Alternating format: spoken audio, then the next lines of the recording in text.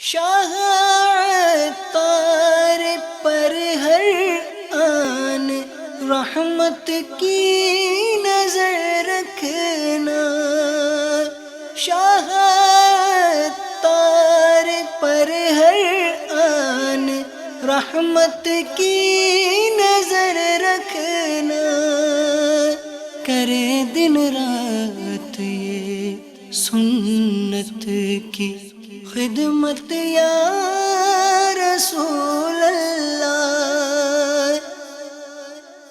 الحمد لله رب العالمين والصلاة والسلام على سيد المرسلين أما بعد فأعوذ بالله من الشيطان الرجيم بسم الله الرحمن الرحيم الصلاة والسلام عليك يا رسول الله وعلى آلك وأصحابك يا حبيب الله الصلاة والسلام عليك يا نبي الله وعلى آلك وأصحابك يا نور الله۔ میٹھے میٹھے اسلامی بھائیوں اور اسلامی بہنوں، الحمدللہ عز و جل خالق کائنات جل جلالہ کی زمین پر عشق رسول صلی اللہ تعالی علیہ وآلہ وسلم کا مدنی جام تقسیم کرنے والے ایسے مرد کامل اب بھی موجود ہیں جو فیشن کی آفت میں گرفتار لوگوں کو پیارے مصطفیٰ صلی اللہ تعالی علیہ وآلہ وسلم کی سنت کریمہ کا اسیر بنانے کے خواہاں ہیں۔ یہ اللہ عز و جل کا خاص کرم ہے کہ اس نے ہمیں اس پرفتن دور میں تبلیغ قرآن و سنت کی عالمگیر غیر سیاسی تحریک، دعوت اسلامی کا مدنی ماحول اور شیخ طریقت امیر اہل سنت ابو بلال حضرت علامہ مولانا محمد الیاس عطار قادری رضوی دامت برکاتہم العالیہ جیسے ولی کامل کی صحبت باثر سے نوازا۔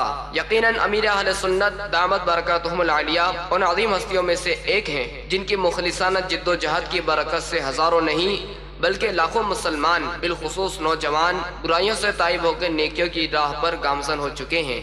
الحمدللہ عز و جل بلا مبالغہ امیر اہل سنت دامت برکاتہم العالیہ نے اپنے سنتوں پر بیانات کے ذریعے لاکھوں مسلمانوں کے دلوں میں مدنی انقلاب برپا کر دیا۔ الحمدللہ عز و جل مکتبۃ المدینہ ان بیانات کو آپ تک پہنچانے کی سعادت حاصل کر رہا ہے، لہذا تمام اسلامی بھائی اور اسلامی بہنیں اس بیان کو توجہ کے ساتھ سماعت فرمائیں۔ الحمدللہ رب العالمین والصلاة والسلام علی سید المرسلین، اما بعد فاعوذ باللہ من الشیطان الرجیم، بسم اللہ الرحمن الرحیم، الصلاة والسلام علیک یا رسول اللہ وعلى آلك وصحابك يا حبيب الله، الصلاة والسلام عليك يا نبي الله وعلى آلك وصحابك يا نور الله۔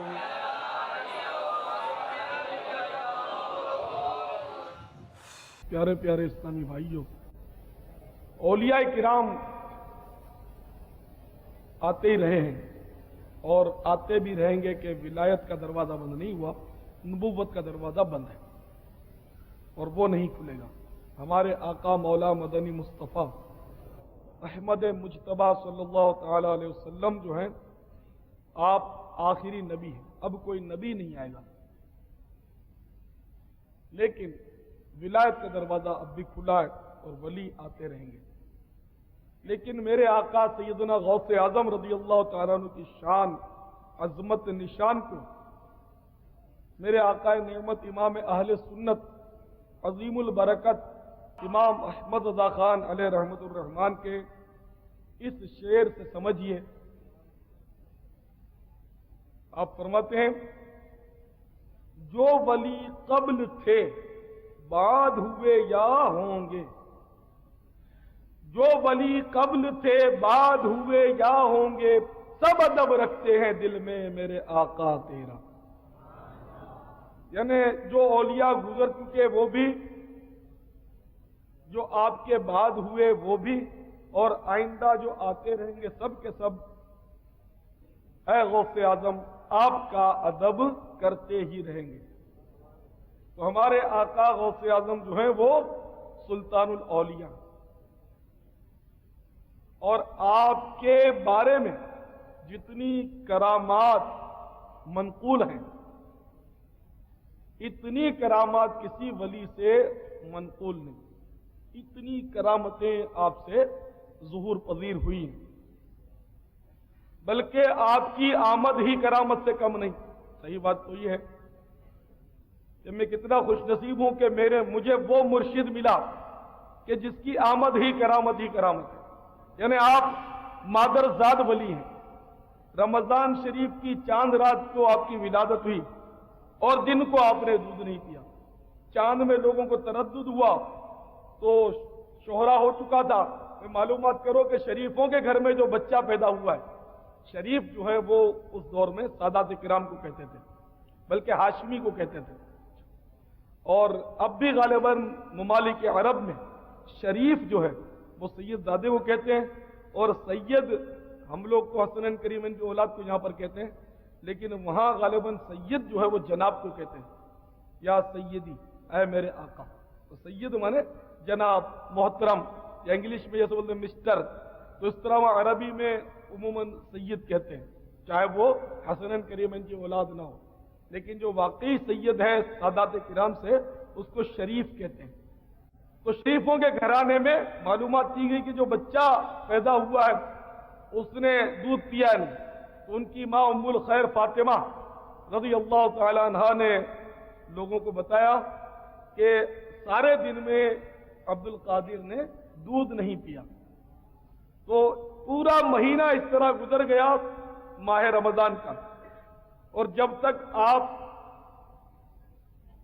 مطلب یعنی کہ عالم شیر خارگی میں رہے اور رمضان شریف آیا تو آپ نے دودھ نہیں پیا۔ دن کو دودھ نہیں پیتے تھے، رات کو پی لیتے تھے، یعنی آتے ہی آپ نے اپنی ولایت کا اعلان کر دیا اور تقوی اور پرہیزگاری کا اعلان کر دیا اور روزہ رکھنا شروع کر دیا۔ تو غوث اعظم رضی اللہ تعالیٰ عنہ کے ماننے والے غور کریں کہ بعض ماننے والے مانتے تو ضرور ہیں، نیاز بھی دھوم دھڑکے سے پکاتے ہیں، کھاتے ہیں، کھلاتے ہیں، اچھی بات ہے، لیکن ہٹے کٹے ہونے کے باوجود وہ روزہ نہیں رکھتے۔ رمضان کا روزہ ان سے نہیں رکھا جاتا۔ تو اے غوث اعظم کے نیاز کھانے والوں، تمہیں معلوم ہونا چاہیے کہ جس کی عقیدت تمہارے دلوں میں ہے وہ تمہارا مرشد تو آتے ہی مطلب اس نے روزہ رکھنا شروع کر دیا تھا، ایک دن کی عمر سے ہی انہوں نے روزہ رکھنا شروع کر دیا تھا۔ غوث اعظم متقی ہر آن میں، چھوڑا ماں کا دودھ بھی رمضان میں۔ کسی نے آپ سے پوچھا کہ آپ کو اپنی ولایت کا علم کب سے ہوا؟ فرمایا مجھے تو بچپن سے ہی اپنی ولایت کا علم ہو گیا تھا کہ جب میں مدرسے جاتا تھا تو فرشتے آواز دیتے تھے کہ عبد القادر کے لیے راستہ چھوڑ دو، عبد القادر کے لیے راستہ چھوڑ دو، اور وہ میرے لیے جگہ بنوا دیتے تھے۔ حضور سیدنا غوث اعظم رضی اللہ تعالیٰ عنہ جو تھے یہ آپ پیدائشی ولی تھے اور مادرزاد ولی تھے، اور بڑا مقام حاصل کیا آپ نے۔ اس کے باوجود بہت زیادہ آپ نے محنت مشقت کی، بڑی ریاضتیں کی، بڑے مجاہدے کیے، یہاں تک کہ آپ خود فرماتے ہیں کہ میں 25 سال تک عراق کے جنگلوں میں برہنہ پا پھرتا رہا، اور جسم پر بھی پورا کپڑا نہیں ہوتا تھا، ستر تو ڈھکا ہوا ہوتا تھا، لیکن جو کپڑے ہمیں میسر ہیں اس طرح کے کپڑے نہیں ہوتے تھے، اور 25 سال تک میں ننگے پاؤں پھرتا رہا۔ یہاں اگر کوئی عقیدت مند بغداد شریف میں 4 دن کے لیے زیارت کے لیے حاضر ہو اور وہ جوتے نہ پہنے تو لوگ حیرت کرتے ہیں اس پر، ارے جوتے نہیں پہنتا، اور جس کے شہر میں گیا ہے اس کے بارے میں سنو کہ 25 سال تک وہ ننگے پاؤں جنگلوں میں پھرتے رہے، جنگلوں میں، اور ریاضتیں اور مجاہدے کرتے رہے، اور گھاس کھا لیتے، کبھی کانٹے دار شاخیں کھا لیتے، اس طرح کی آپ کی غذائیں تھی، اور کئی روز تک فاقوں پر فاقے گزر جاتے تھے، کچھ بھی کھانے کو نہیں ہوتا، اور دن رات مطلب کہ جاگ جاگ کر عبادت کرتے تھے، یہاں تک کہ غوث اعظم رضی اللہ تعالیٰ عنہ کے بارے میں منقول ہے کہ 40 سال اس حال میں گزرے کہ عشاء کے وضو سے فجر کی نماز ادا کی، اس قدر مطلب ہے کہ آپ نے ریاضتیں کی، مشقتیں کی، اور دین کے آپ مبلغ اعظم ہیں، مبلغ بغداد کہہ لیجئے، مبلغ عالم کہہ لیجئے. اس قدر آپ نے دین کی تبلیغ کی ہے کہ اس قدر تبلیغ اور اس قدر وعظ کی محفلیں میں سمجھتا ہوں کسی اور اولیاء کے بارے میں منقول نہیں کہ اتنی بڑی بڑی وعظ کی محفلیں جس کو ہم آج اجتماع کہتے ہیں، کہ اتنے بڑے بڑے اجتماعات کسی کے بھی نہیں سنے کہ کسی کے ہوئے. آپ فارسی بولا کرتے تھے، آپ کی زبان جو تھی وہ فارسی تھی، عجمی تھے، عربی نہیں تھے. لیکن آپ کا بیان وہ بھی عربی میں اس قدر حیرت ناک ہوتا تھا کہ بڑے بڑے فصیح اللسان عرب جو تھے وہ دم بخود رہ جاتے تھے. بیان کا آغاز کچھ یوں ہوا کہ ایک بار اللہ کے محبوب صلی اللہ تعالی علیہ وسلم خواب میں جلوہ آرا ہوئے اور فرمایا عبد القادر تم واز کیوں نہیں کہتے؟ عرض کیا بابا جان صلی اللہ تعالی علیہ وسلم میں عجمی ہوں اور اہلیان بغداد جو ہے وہ عربی ہیں،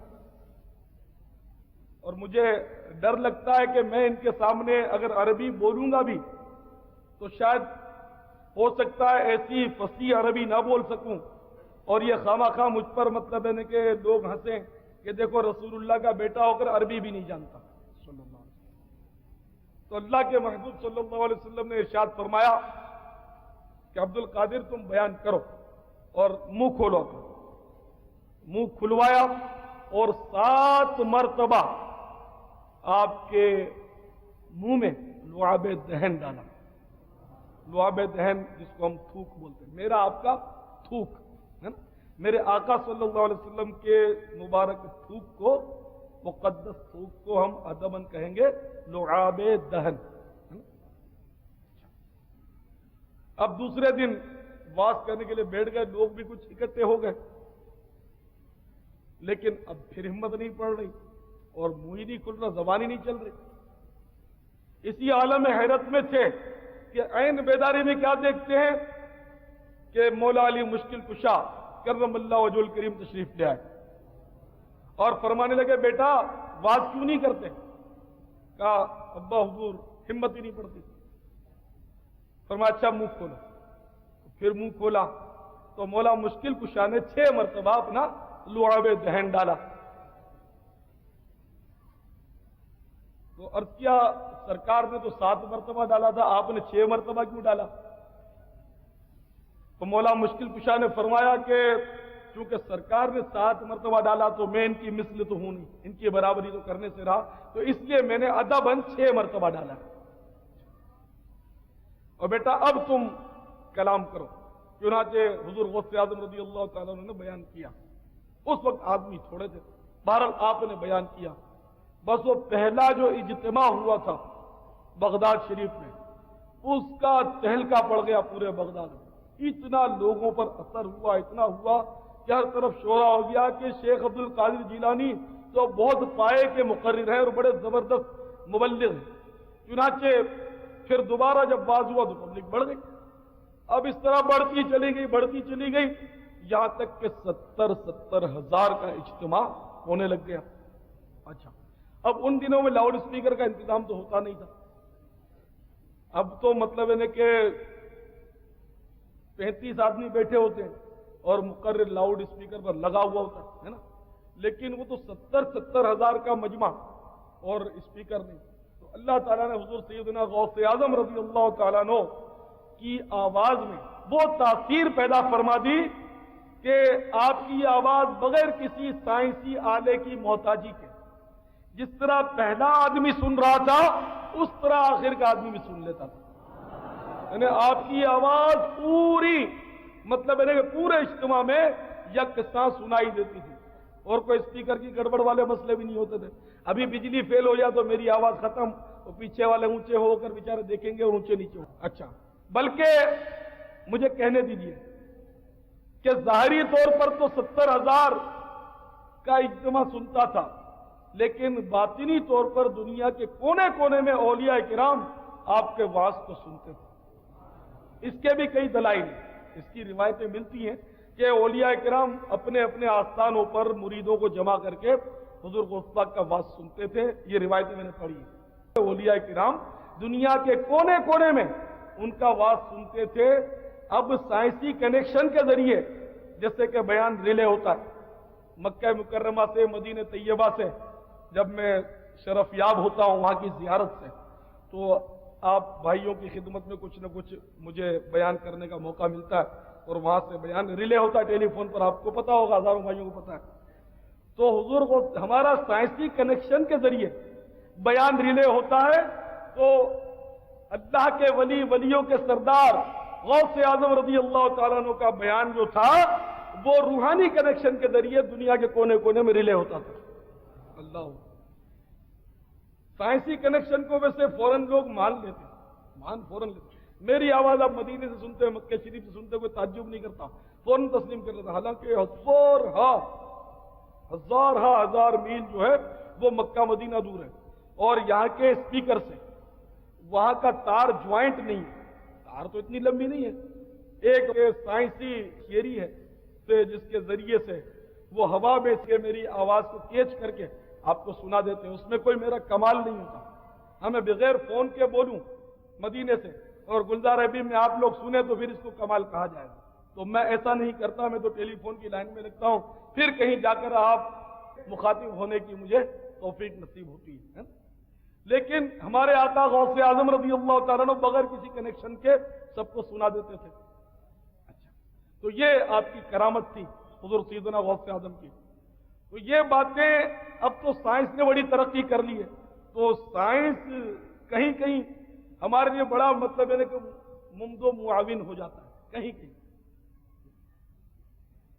وہ میرے آقا غوث اعظم رضی اللہ تعالیٰ عنہ کا ایک قول مبارک میں نے پڑھا ہے کہ اگر میرا مرید مشرق میں ہو اور میں مغرب میں، اور میرے مرید کی پردہ دری کی جا رہی ہو، اس کی بے عزتی کی جا رہی ہو، تو میں مغرب میں رہتے ہوئے اپنے مرید کی پردہ پوشی کر سکتا ہوں. عاشقوں نے کہا سبحان اللہ، ہے نا؟ دیوانے بولے سبحان اللہ. لیکن بعض بیچارے سیانے جو ہوتے ہیں ان کی سمجھ میں نہیں آتا، بعض وقت کنفیوز ہو جاتا ہے. یہ کیسے ممکن ہے؟ ایک آدمی مغرب میں رہ کر مشرق والے کا پردہ کیسے ٹھیک کرے گا، اس کی پردہ پوشی کیسے کرے گا؟ تو یہ عقل میں نہیں آتی بات. اچھا سب کے نہیں، میرے تو آتی ہے. میری تو عقل میں سب کچھ آتا ہے. میری عقل میں ہر وہ بات آتی ہے جو اللہ رسول کے حکم کے مطابق ہوتی ہے. پھر میں نہیں سوچتا، میری عادت ہی نہیں سوچنا اس معاملے میں سمجھے. کیونکہ میں نے تو یہ گرے سے باندھ لیا ہے کہ عقل کو تنقید سے فرصت نہیں، عشق پر اعمال کی بنیاد رکھ. عشق پر اعمال کی جب بنیاد رکھی تو عقل کے گھوڑے جو تھے وہ بھاگ گئے، میدان چھوڑ گئے. ٹھیک ہے نا؟ تو اس کو سائنس نے بڑی مدد کی. سائنس نے اس مسئلے کو، اس عقیدے کو، اس عشق کے قول کو سمجھنے میں بڑی مدد کی. جو لوگوں کی سمجھ میں نہیں آتا ان کی. وہ یوں کہ آپ کو معلوم ہوگا کہ غالباً 69 میں 69 سنے عیسوی میں 3 انسان جو تھے وہ چاند پر پہنچ گئے. اس کے ذریعے راکٹ کے ذریعے ان کے جو بھی جس طرح بھی سائنسی آلات کے ذریعے وہ چاند پر اتر گئے. اخباروں میں یہ خبریں چھپی تھی. اب اللہ بہتر جانے وہ واقعی چاند پر پہنچے یا نہیں پہنچے. اتنا یقین ہے کہ اللہ کے محبوب چاند سے وراء الورا گئے تھے، اتنا مجھے یقین ہے. چاند بہت پیچھے رہ گیا تھا شب معراج. اتنا بھی یقین ہے کہ زمین پر رہ کر چاند کو اشارہ کیا تو چاند پھٹ گیا تھا، 2 ٹکڑے ہو گئے تھے. اتنا تو یقین ہے. لیکن سائنسدانوں پر ایمان لانے کی کوئی ضرورت نہیں ہے. ٹھیک ہے، سائنسی مسئلہ مان لیا تو بھی حرج نہیں ہے، نہ مانا تو ایمان پر کوئی فرق نہیں پڑے گا. تو اخبارات میں خبر چھپی تھی کہ انسان چاند پر چلا گیا. اچھا، تو چاند پر نیچے جو ہے نا، چاند سے نیچے زمین پر یہ چاند جو ہے وہ پتہ نہیں کتنے کروڑ میل دور ہے یہاں سے، بہت زیادہ دور ہے. تو نیچے سے رہتے ہوئے اس چاند پر جو 3 بندے تھے نا، ان کی ساری نقل و حرکت جو تھے یہاں سے یہ لوگ ریکارڈ کر رہے تھے، اس کو سائنسدان۔ ایک چاند پر جانے والے کے لباس میں، اس کے یونیفارم میں کوئی مطلب ٹیکنیکل ڈیفیکٹ پیدا ہو گیا، تو یہاں سے ان لوگوں نے اپنے کنٹرول ٹاور سے اس کو مطلب یعنی کہ کنٹرول کر لیا، یہیں سے کوئی بٹن الٹے دبائے ہوں گے، ان کی جو بھی سیٹنگ ہو، تو اس سے وہاں چاند والے کے لباس کو درست کر دیا۔ تو کروڑوں میل دور جو بندہ ہے، اس کو زمین سے رہتے ہوئے اس کے لباس کو سائنسدان درست کر سکتا ہے، تو جو ہزاروں میل، بغداد شریف تو یہ ہے نا، جو ہزاروں میل دور ہو، وہاں رہتے ہوئے اللہ کا ولی اگر کسی کراچی والے کا لباس درست کر دے تو اس میں کون سی ایسی بات ہے جو سمجھ میں نہیں آتی؟ وہاں سائنسی کنیکشن ہے، یہاں روحانی کنیکشن ہے، اور سائنسی کنیکشن پر روحانی کنیکشن جو ہے وہ حاوی ہے۔ سائنسی کنیکشن میں تو خرابی ہو جاتی ہے نا، مگر روحانی کنیکشن میں خرابی تھوڑی ہی ہوتی ہے۔ تو بہرحال یہ کہ اللہ کے مقبول ولی غوث اعظم رضی اللہ تعالیٰ عنہ کو بہت زیادہ مطلب ہے کہ پاورز دیے گئے تھے، اور بہت زیادہ مطلب ہے کہ خوارق اور کرامات کا ظہور آپ کی ذات سے ہوا، الحمدللہ۔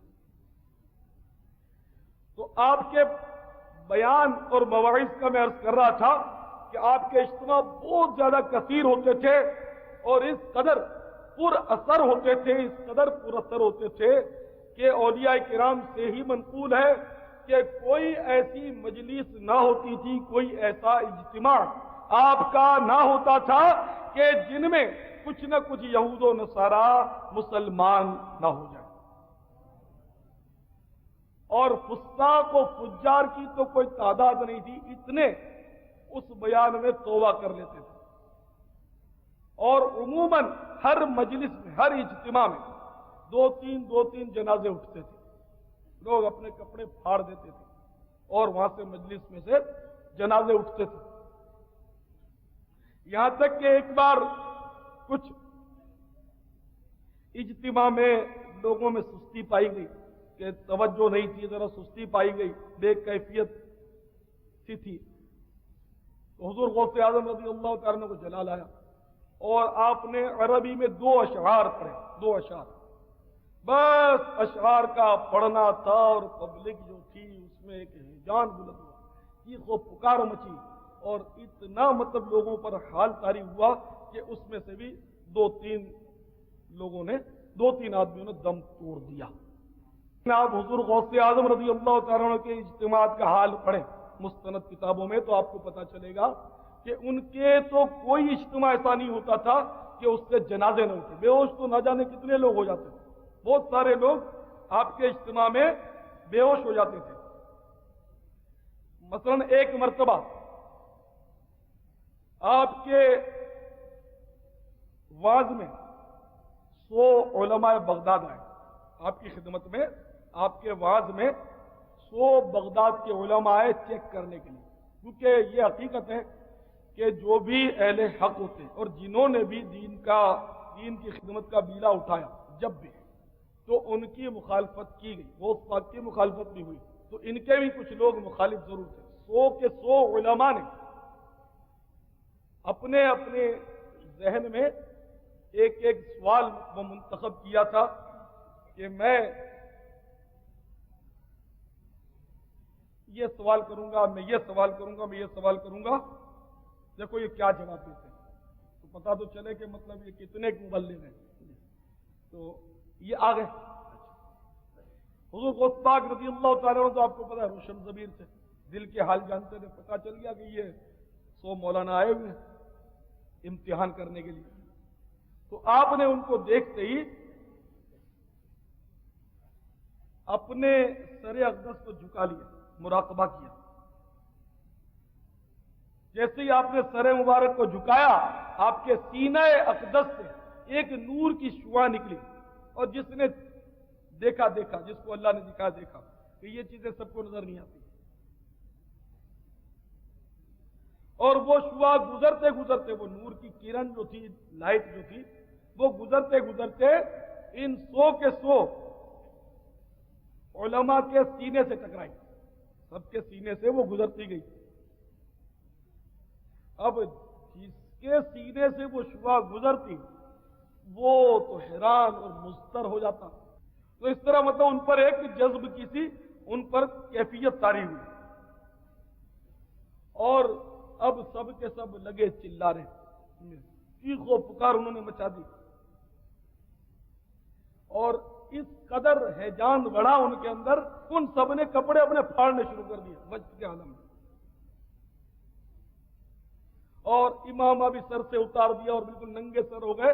اور پھر اسی طرح روتے ہوئے، چلاتے ہوئے، تڑپتے ہوئے سب کے سب میرے آقا، میرے مرشد غوث اعظم کے قدموں میں گر گئے. اب یہ کہ جو مطلب اپنے آپ کو بھول کر وجد میں آ کر چلائے، چیخے، اگر یہاں کوئی زور سے یا رسول اللہ کہہ دیتا ہے یا کوئی کسی کے رونے کی آواز بلند ہو جاتی ہے تو بعض لوگ مطلب اس پر ہنستے ہیں. بعض ایسے آتے ہیں مطلب جو تنقید کرتے ہیں، ان کو مطلب اس بات کو سمجھ لینا چاہیے، نہ کسی کے رقص پہ طنز کر، نہ کسی کے غم کا مذاق اڑا، جسے چاہے جیسے نواز دے، یہ مزاج عشق رسول ہے. جو مطلب ہے کہ نقلی طور پر اس طرح حرکتیں کرتا ہے کہ لوگوں کو دکھائے اور ریاکاری اس کی نیت ہے، وہ گناہ گار ہے. میں اس کی بات نہیں کرتا، لیکن جو اپنے آپ پہ نہیں ہے، جس کو کنٹرول نہیں ہے، قابو نہیں ہے، اب اس کا تو کوئی علاج ہی نہیں، تو اس پر تنقید کرنا اپنی آخرت کو داؤ پر لگانا نہیں ہے تو کیا ہے. خیر،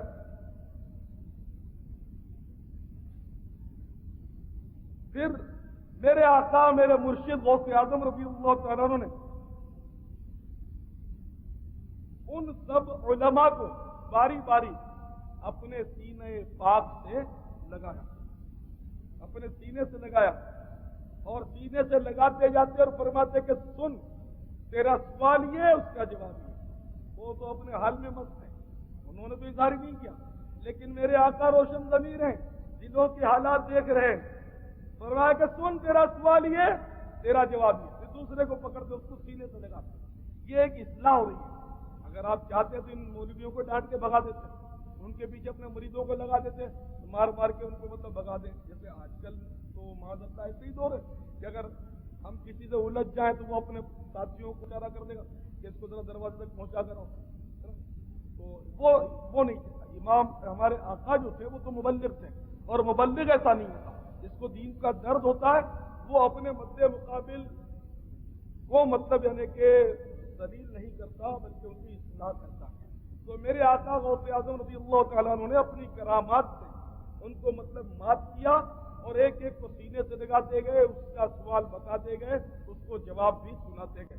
تو جب یہ اجتماع ختم ہو گیا تو کسی نے ان علماء سے پوچھا کہ تم لوگوں کو کیا ہو گیا تھا، تم لوگوں کو کیا ہو گیا تھا؟ تو ان علماء نے بتایا کہ ہم جب ان کے اجتماع میں گئے نا تو چونکہ نیت میں ذرا گڑبڑ تھی، تو ہم جیسے اجتماع میں گئے اور بیٹھے ہم سب کچھ بھول گئے تھے، اپنا علم سارا ختم ہو گیا. ہمارا جو علم تھا وہ سینے سے نکال دیا گیا، سلب کر دیا گیا. اور جب اس ولیوں کے شہنشاہ نے، غوث پاک نے ہمیں سینے سے لگایا، ہمارا علم سارا لوٹ کر آ گیا. اور جو یہ سوال ہمیں بتاتے گئے واللہ ہم نے وہی سوچے تھے کہ جس نے جیسا سوچا تھا ویسا ہی غوث پاک نے ہمارا بتا دیا، اور ایسے ایسے علمی جواب دیے کہ ہم تو وہ جواب جانتے ہی نہیں تھے.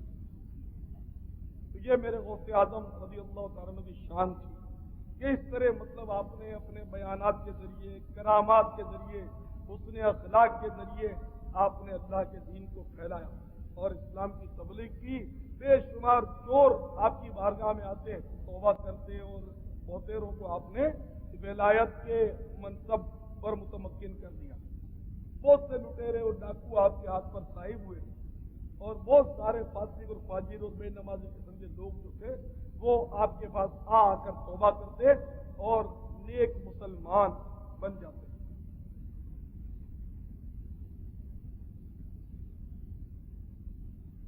ایک مرتبہ ایک نوجوان آپ کی خدمت میں حاضر ہوتا ہے اور عرض کرتا ہے کہ حضور میرے والد کا انتقال ہو چکا ہے. کل رات میں نے اپنے ابا جان کو خواب میں دیکھا تو میرے ابا جان نے مجھ سے کہا کہ مجھے قبر میں عذاب ہو رہا ہے، تو سیدنا شیخ عبد القادر جیلانی رضی اللہ تعالیٰ عنہ کی خدمت باعظمت میں جا اور ان سے دعا کی درخواست کر کے وہ میرے لیے دعا کریں. تو حضور میں آیا ہوں اس واسطے کہ آپ میرے مرحوم ابا جان کے لیے دعا فرما دیں.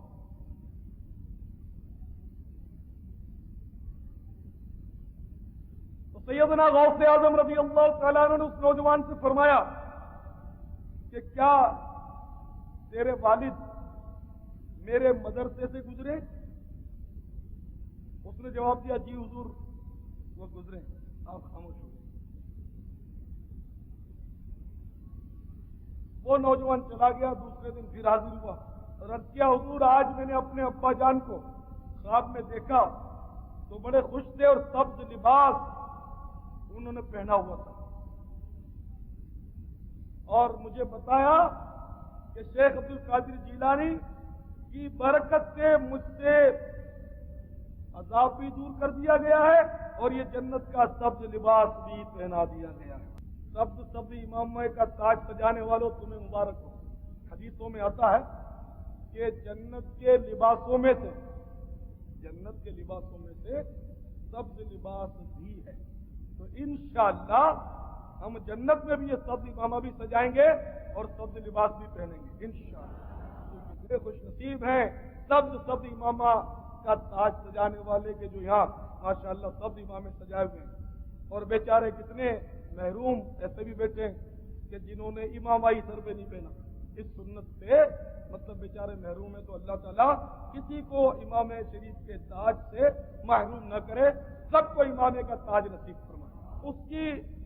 اس کا خواب سن کر میرے مرشد, میرے پیر و مرشد, میرے غوث, میں کتنا خوش نصیب ہوں کہ میرا سلسلہ عالیہ قادریہ اور میں غوث پاک کے مطلب یعنی کہ ادنا سے ادنا مرید کے جو آخری مطلب نے سرا ہے اس میں میرا نام بھی درج ہے. مریدوں میں الحمدللہ ہم قادری جو غوث پاک کے مرید کہلاتے ہیں کہ یہ سلسلہ سیدنا غوث اعظم کا ہے. تو میرے مرشد پاک نے فرمایا کہ میرے پروردگار نے مجھ سے وعدہ کیا. کیا وعدہ؟ میرے پروردگار نے مجھ سے وعدہ کیا ہے کہ جو کوئی مسلمان تیرے مدرسے سے گزرے گا میں اس کے عذاب میں تخفیف کر دوں گا. تو جو بغداد شریف کی حاضری دیتے ہیں وہ بھی کتنے خوش نصیب ہے نا. جب مدرسے میں سے گزرنے کی یہ فضیلت ہے تو خود غوث پاک کی بارگاہ میں حاضری کے کیا فضائل ہیں. ایک اور مطلب ایمان افروز واقع شیخ ابو العباس رحمت اللہ تعالی علیہ فرماتے ہیں ایک روز میں حضور غوث پاک کی بارگاہ میں حاضر تھا کہ کچھ لوگ حاضر ہوئے اور عرض کیا کہ حضور باب الازج کے مقبرے سے, یعنی کہ وہ قبرستان فلاں قبرستان میں ایک قبر ہے, اس سے مطلب یعنی کہ آوازیں آ رہی ہیں کیونکہ عذاب کے آثار ہیں, آوازیں آ رہی ہیں. تو آپ نے لوگوں سے پوچھا کہ کیا وہ صاحب قبر جس پر عذاب کے آثار ہیں اس نے میرے ہاتھ سے خرقہ خلافت پہنا ہے؟ لوگوں نے عرض کیا کہ ہمیں معلوم نہیں.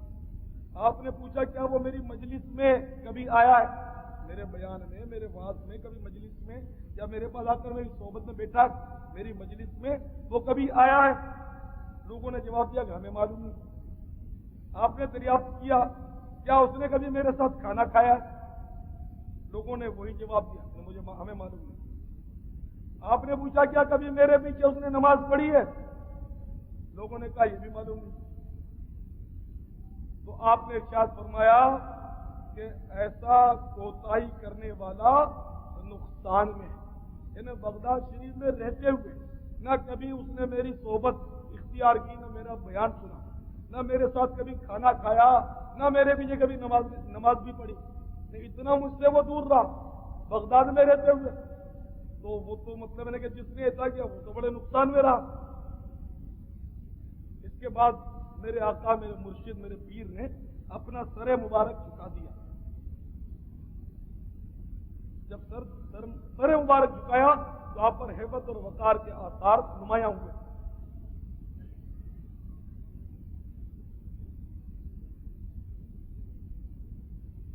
اور پھر آپ نے سر مبارک اٹھایا تو آپ نے فرمایا کہ ابھی فرشتوں نے مجھے بتایا کہ اس شخص نے ایک بار آپ کو دیکھا ضرور ہے، آپ کی ایک بار زیارت کی ہے اور آپ سے اس کو عقیدت کی، اور اس عقیدت کی وجہ سے اللہ تعالیٰ نے اس پر رحم فرما دیا۔ خیر لوگ جب وہاں پہنچے تو اب وہ آواز بند ہو چکی، دیکھا آپ نے کہ غوث پاک کی زیارت ایک مرتبہ کر لی تو مطلب اس کا بیڑا دونوں جہاں میں پار ہو گیا۔ اللہ اکبر۔ تو ہمارے غوث اعظم رضی اللہ تعالیٰ عنہ یعنی کہ بحر کرامات تھے، کرامات کا ایک ٹھاٹھے مارتا ہوا سمندر تھے، اور کرامت دکھانے کا مقصد لوگوں کو حیران کرنا یا پریشان کرنا یا حیرت میں ڈالنا نہیں ہوتا، بلکہ دین کی تبلیغ کرنا مقصود ہوتا ہے۔ جسے معجزہ انبیاء علیہ السلام سے صادر ہوتا ہے تو اس کا مقصد بھی یہی ہوتا ہے کہ لوگ جو ہیں وہ ان کی طرف مائل ہوں اور اللہ کے سچے دین کو قبول کر لیں۔ تو اسی طرح اولیاء کرام کا کرامات دکھانے کا مقصد بھی یہی ہوتا ہے کہ لوگ جو ہیں ان کے مطلب قریب آئیں اور ان سے مطلب کہ دین سیکھیں۔ یہ اللہ تعالیٰ کی مشیت ہے، ورنہ اللہ تعالیٰ بے نیاز ہے، وہ بغیر کسی نبی کے کسی ولی کے بھی دین لوگوں تک پہنچا سکتا ہے، لیکن بہرحال اس نے یہ یعنی کہ سلسلہ رکھا ہے، یہ اس کی مشیت ہے، اس کی مرضی ہے، اور وہ اپنی مرضی کا مالک ہے، جس طرح اس کو پسند آتا ہے وہ کرتا ہے۔ تو بہرحال میرے محترم اسلامی بھائیوں، میرے مرشد، میرے غوث پاک، پیران پیر، پیر دستگیر، روشن ضمیر، قطب ربانی، محبوب سبحانی، پیر لاسانی، قندیل نورانی، شیخ عبد القادر جیلانی قدس سرہ الربانی، یہ مطلب بڑی زبردست شخصیت کے مالک تھے، صاحب ولایت تھے، صاحب کرامت تھے، اور صاحب تاج السلطنت تھے۔ آپ نے بغداد معلیٰ میں برسر منبر یہ اعلان کیا تھا، قدمی ہذہی علی رقبۃ کل ولی اللہ، کہ میرا یہ قدم تمام اولیاء اللہ کی گردنوں پر ہے۔ تو جتنے اولیاء کرام اس اجتماع میں حاضر تھے سب نے باری باری آپ کا قدم لیا اور اپنی گردن پر رکھا تھا۔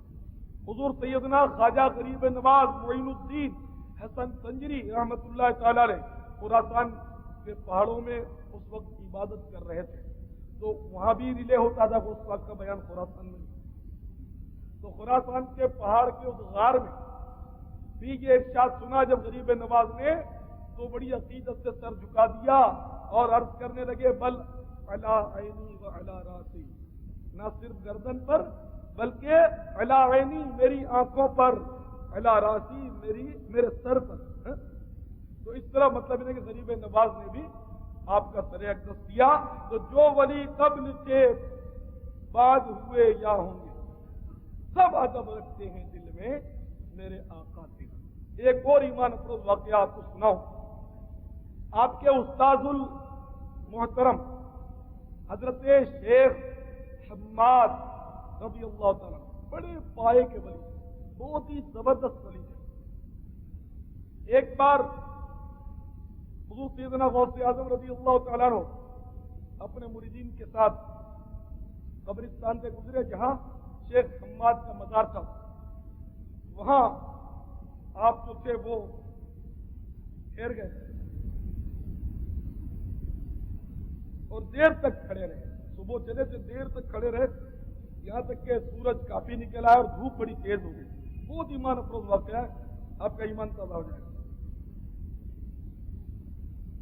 لوگ آپ کے پیچھے دست بستہ کھڑے تھے، کسی کی ضرورت تو تھی نہیں کہ آپ کو مطلب ہے کہ اس کیفیت پہ چھیڑے۔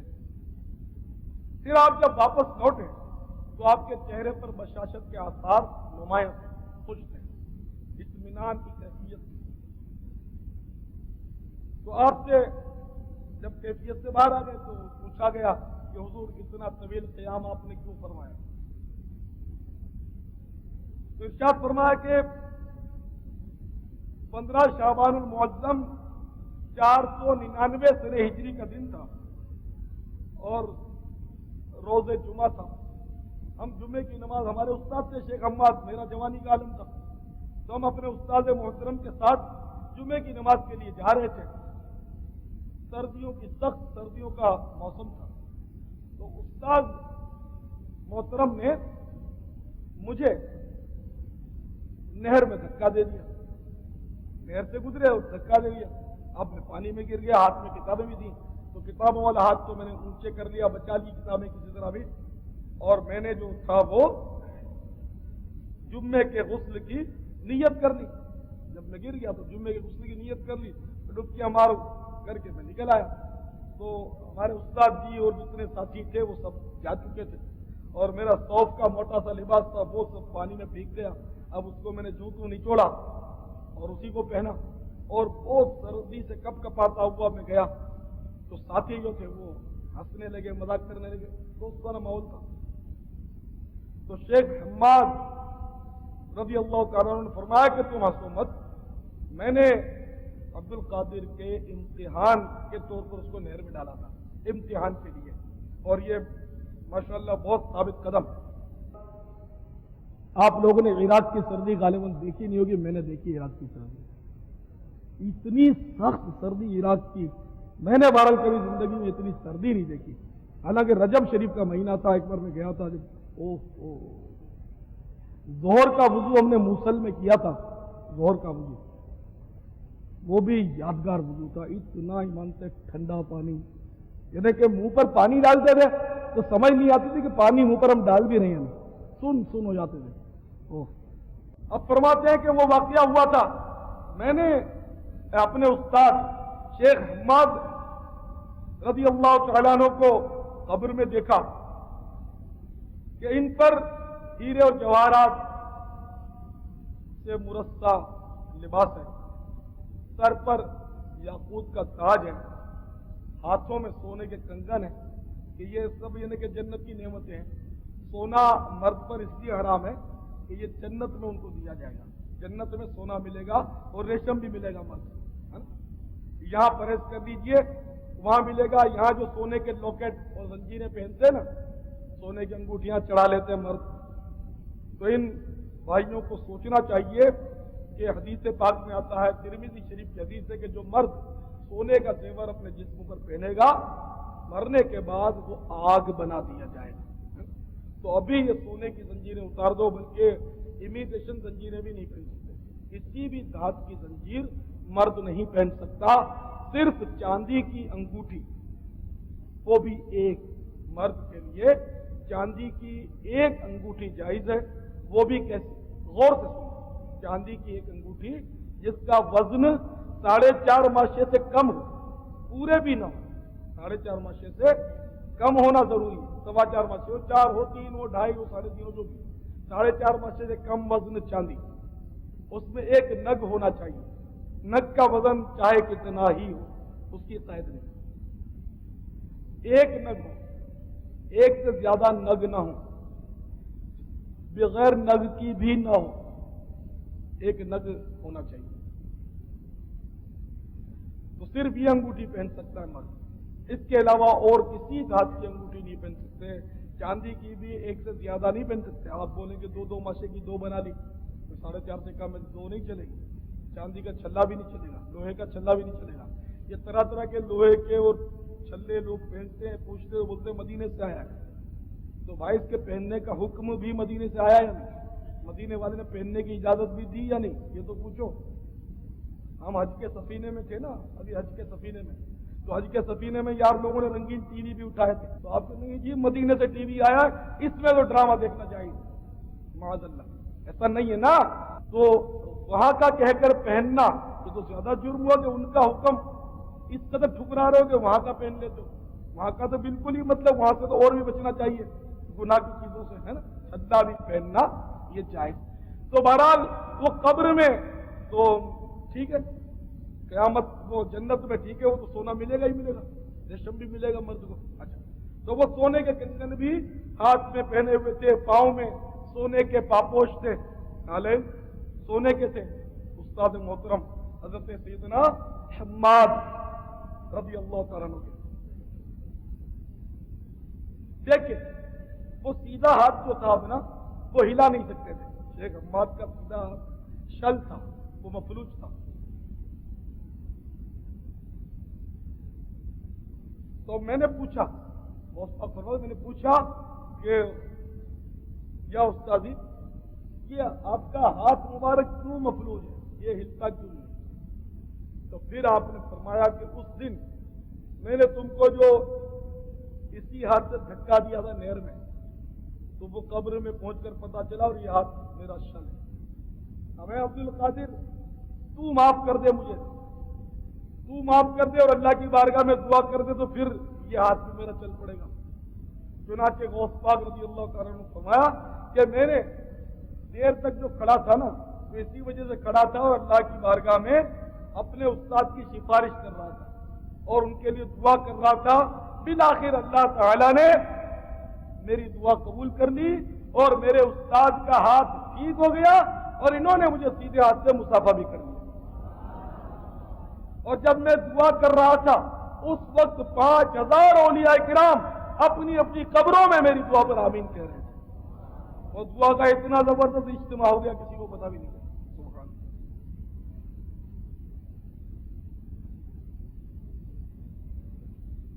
اچھا، اب یہ قصہ جب لوگوں کو پتا چلا تو یہ بات تو پھیل گئی، اور شیخ حماد ساحے کے ولی، بہت بڑے ولی تھے اور غوث پاک کے استاد بھی تھے۔ لیکن یہ ضروری نہیں کہ استاد شاگرد سے افضل ہی افضل ہو، شاگرد بھی افضل ہو سکتا ہے، لیکن وہ بھی اپنی جگہ بہت بڑے باکرامت ولی تھے۔ اب یہ بات پھیلتے پھیلتے شیخ حماد کے مریدوں تک پہنچی۔ اب مریدوں کو ذرا ناگوار گزرا کہ یار یہ تو اپنے پیر صاحب کے بارے میں ایسی یہ لوگ باتیں کر رہے ہیں، یہ تو سمجھ میں نہیں آتا، ہمارے پیر صاحب تو بہت پاورفل تھے اور غوث پاک کے بھی استاد تھے، یہ کیا سارا معاملہ ہے؟ چنانچہ کافی لوگ جو تھے مریدین وہ غوث پاک کے آستانے پر پہنچ گئے تاکہ غوث پاک سے مطلب یعنی کہ اس واقعے کو دریافت کریں۔ اتنے میں جب یہ پہنچے تو ان سب پر ہیبت تاری ہو گئی۔ اب کسی کی ضرورت نہیں کہ غوث پاک کو پوچھے یہ کیا مسئلہ ہے۔ تو پھر آپس میں مشورہ ہوا اور دو بزرگوں کو انہوں نے اپنا مطلب یعنی کہ نمائندہ چنا کہ یہ جو دو بزرگ ہیں حضرت شیخ ابو یعقوب یوسف بن ایوب بن یوسف حمدانی رضی اللہ تعالیٰ اور شیخ ابو محمد عبد الرحمن کردی، ان دونوں مذہب کے بزرگوں کو انہوں نے اپنا نمائندہ چنا کہ چلو ان دونوں کو تحقیق سپرد کرتے ہیں، غوث پاک سے پوچھنے کی تو ضرورت نہیں ہو رہی، تو ان کے سپرد کرتے ہیں اور ان کو جا کر بولیں گے، ابھی وہ موجود نہیں تھے وہاں، ان کو جا کر بولیں گے یہ دونوں مطلب ہے کہ مستند بزرگ ہیں اور صاحب کشف و کرامت بھی چاہیے۔ ان دونوں کو اپن جا کر بولتے ہیں کہ آپ اس واقعے کی تحقیق کر دیں کہ یہ کیا ماجرا ہے۔ یہ ابھی انہوں نے پلاننگ کی اور بولا کہ اپنے ہم ان کو جا کر بولیں گے کہ 8 دن میں آپ ہم کو یہ تحقیق کر کے دے دیں۔ تو ہمارے مرشد غوث پاک رضی اللہ تعالیٰ سب سمجھ رہے تھے، دیکھ رہے تھے، آپ نے فرمایا ٹھہرو ٹھہرو، ابھی 8 دن کو بہت دیر لگے گی، تم ابھی ٹھہرو تو صحیح، ابھی سب کچھ فیصلہ ہوا جاتا ہے۔ اب وہ گھبرا گئے، سب بیٹھے رہ گئے۔ اتنے میں شیخ یوسف ننگے پاؤں توڑتے ہوئے بے تابانہ میرے مرشد کے آستانے کی طرف بڑھے چلے آ رہے ہیں اور آستانے میں داخل ہوئے اور سلام عرض کیا اور کہنے لگے کہ بڑا عجیب واقعہ ہو گیا، ابھی ابھی میں اپنے گھر میں تھا کہ میں نے اپنے پیر و مرشد شیخ حماد رضی اللہ تعالیٰ کی زیارت کی اور شیخ حماد نے مجھے حکم دیا کہ ابھی ابھی جاؤ شیخ عبد القادر گیلانی کے مدرسے میں اور وہاں مشائخ وغیرہ جمع ہیں، ان سے کہہ دو کہ سیدنا شیخ عبد القادر جیلانی نے جو کچھ خبر دی ہے وہ سب سچ ہے. تو میں یہ بتانے آیا. ابھی وہ اپنی بات ختم کرنے بھی نہ پائے تھے کہ شیخ عبد الرحمان بھی دوڑتے ہوئے آ گئے اور انہوں نے بھی یہی بیان کیا کہ ابھی ابھی مجھے اپنے شیخ حضرت شیخ حماد کی زیارت ہوئی ہے اور انہوں نے مجھے حکم دیا کہ جلدی شیخ عبد القادر جیلانی کی بارگاہ میں پہنچو, وہاں بہت سارے لوگ جمع ہیں اور وہاں جا کر کہہ دو کہ شیخ عبد القادر جیلانی نے جو کچھ کہا ہے وہ میرے متعلق وہ سچ کہا. اب وہ سارے مریدین جو تھے جن کو نمائندہ بنایا ابھی تو بیٹھے بیٹھے بنایا نمائندہ, وہ نمائندے خود آ کر پہنچ گئے ان کے اور انہوں نے مطلب غوث پاک کی اس مطلب لینے کے بعد کی تصدیق کر دی. اس پر شیخ حماد رضی اللہ تعالیٰ عنہ کے جتنے مریدین تھے وہ سب نادم ہوئے اور سب نے میرے مرشد غوث پاک سے معافی طلب کی. تو اس طرح میرے پیارے اسلامی بھائیوں, الحمدللہ ہماری خوش قسمتی ہے کہ ہمارے آقا, ہمارے شیخ, ہمارے پیر یہ سیدنا غوث اعظم ہے رضی اللہ تعالیٰ عنہ, اور یہ اتنے پاورفل پیر ہیں, اتنے پاورفل پیر ہیں کہ ایک مرتبہ آپ کے ایک مرید کو خواب میں 70 مرتبہ غسل کی حاجت ہو گئی. اب پریشان ہے اور ہر بار خواب میں ایک نئی عورت اس کو نظر آتی اور اس کو مطلب ہے کہ غسل فرض ہوتا. بعضوں کو وہ جانتا تھا, بعضوں کو تو جانتا بھی نہیں تھا. اب الگ صبح وہ اپنے مرشد کی بارگاہ میں پریشان ہو کر حاضر ہوا تاکہ رات کا واقعہ سنائے اور کچھ علاج طلب کرے. تو وہ تو روشن ضمیر تھے, انہیں بتانے کی ضرورت ہی کیا. اور جیسے اپنے مرید کو دیکھا تو خود ہی فرمانے لگے کہ رات کے واقعے سے گھبراؤ مت, اس سے گھبراؤ مت. میں نے آج رات لوہے محفوظ کی طرف جب دیکھا تو تمہارے نام کے ساتھ فلاں فلاں عورت کے ساتھ زنا کرنا لکھا تھا. تو میں نے اللہ تبارک و تعالیٰ کی بارگاہ میں دعا کی, یا اللہ میرے مرید کی تقدیر سے گناہوں کو بدل دے اور اس کو عیبوں سے بچا لے. چنانچہ جو زنا تو بیداری میں کرنے والا تھا 70 عورتوں سے, وہ تیرے ساتھ خواب میں کر دیے گئے اور اس طرح مطلب تو ان گناہوں سے بچ گیا. کہ خواب میں جو کچھ ہوا تو اس سے گناہ نہیں ہوتا ہے نا, تو وہ خواب سے بدل دیے گئے. تو ہمارے مرشد, ہمارے غوث اتنے الحمدللہ پاورفل تھے. مجھے حد نگاہ تک وسیع نام اعمال دیا گیا ہے جس پر میرے مریدوں کے نام لکھے ہیں اور قیامت تک آنے والے احباب کے مریدوں کے اس میں نام درج ہیں. اور مجھے بشارت دی گئی ہے, خوشخبری دی گئی ہے کہ ان تمام لوگوں کو جو مجھ سے نسبت رکھتے ہیں, میرے مرید ہیں, ان کو بخش دیا گیا ہے. میں نے داروغہ جہنم حضرت مالک علیہ السلام سے پوچھا کیا تمہارے پاس میرے احباب میں سے, میرے مریدوں میں سے بھی کوئی ہے؟ تو اس نے کہا نہیں. مجھے اپنے پروردگار کی قسم کہ میرا ہاتھ اپنے مرید پر ہے اور میں اپنے مرید پر اس طرح چھایا ہوا ہوں جس طرح زمین پر آسمان کا سایہ. مجھے اپنے اللہ جل جلالہ کی عزت کی قسم, اپنے اللہ کے جلال و عزت کی قسم, میرا قدم اس وقت تک جنت میں نہیں, جنت کی طرف نہیں اٹھے گا جب تک میں اپنے سارے مریدوں کو جنت میں داخل نہ کر لوں. مریدوں کو خطرہ نہیں بحر غم سے کہ بیڑے کے ہیں نا خدا غوث اعظم. تیرے ہاتھ میں نے دیا ہے, تیرے ہاتھ ہے لاج یا غوث اعظم. اسیروں کے مشکل کشا غوث اعظم, فقیروں کے حاجت روا غوث اعظم.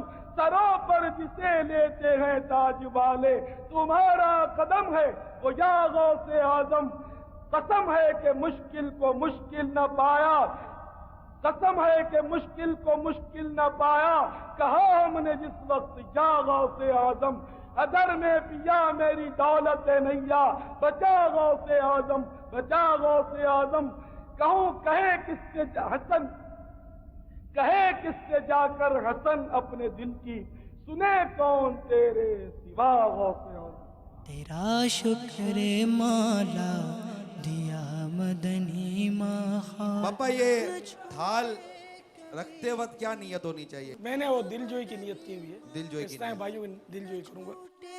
کبھی بھی خدا مدنی ماخول، تیرا شکر مولا دیا مدنی ماخول، تیرا شکر مولا دیا مدنی ماخول۔ یقین مقدر کا وہ ہے سکندر، یقین مقدر کا وہ ہے سکندر، جسے خیر سے مل گیا مدنی ماحول، جسے خیر سے مل گیا مدنی ماحول۔ تو آب نمازی ہے دیتا نمازی، تو آب نمازی ہے دیتا نمازی، تو آب نمازی ہے دیتا نمازی، خدا کے کرم سے بنا مدنی ماحول، خدا کے کرم سے بنا مدنی ماحول۔ قیامت تلک یا الہی سلامت، قیامت تلک یا الہی سلامت، قیامت تلک یا الہی سلامت، رہے تیرے عطار کا مدنی ماحول، رہے تیرے عطار کا مدنی ماحول۔ شاہ عطار پر ہر آن رحمت کی نظر رکھنا، شاہ عطار پر ہر آن رحمت کی نظر رکھنا، کرے دن رات یہ سنت کی خدمت یا